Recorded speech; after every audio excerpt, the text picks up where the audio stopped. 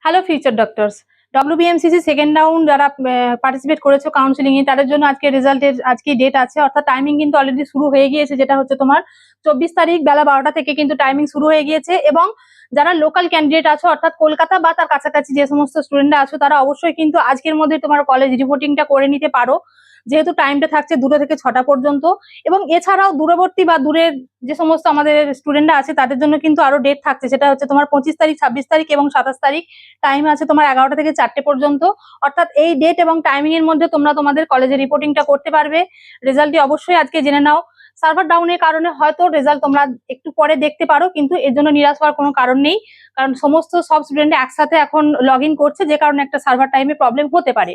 তো তো এই সমস্ত কলেজে যার যেটা কলেজে অ্যালটমেন্ট আসবে, সেই কলেজে ফার্স্ট পেমেন্ট কতটা করতে হবে, সেখানে ফিজে আদৌ ডিসকাউন্ট সম্ভব কিনা, বা ম্যানেজমেন্ট কোটায় করতে গেলে তোমার কি কি ডকুমেন্টস লাগবে, অথবা তোমার যদি মনে হয় যে ব্যাংক গ্যারান্টি লাগছে, তো ব্যাংক গ্যারান্টি তোমরা কিভাবে ম্যানেজ করবে, তো সেটা নিয়ে তোমার বিস্তারিত জানার জন্য ফার্স্ট পেমেন্ট ঠিক কতটা লাগবে অ্যাকচুয়ালি কোন কোন কলেজে, তো এই সমস্ত জানার জন্য জেনারেশন নেক্সট শিক্ষা সমাধান আমাদের নিচের যে নাম্বারটি দেওয়া আছে সেই নাম্বারে তোমরা আজই যোগাযোগ করে নাও। এবং তোমার সিলেক্টেড কলেজটি যদি তোমার পছন্দ মতো না হয়, অর্থাৎ তুমি যদি থার্ড রাউন্ড বা নেক্সট রাউন্ডে যেতে চাও, তো সেই ক্ষেত্রে তোমাকে কি করতে হতে পারে, তো এই সমস্ত বিস্তারিত জানার জন্য তোমরা আজই জেনারেশন নেক্সট শিক্ষা সমাধানে আমাদের কলকাতা অফিসে, অথবা তোমরা আমাদের হোয়াটসঅ্যাপে আমাদের সাথে কন্ট্যাক্ট করতে পারো। Thank you.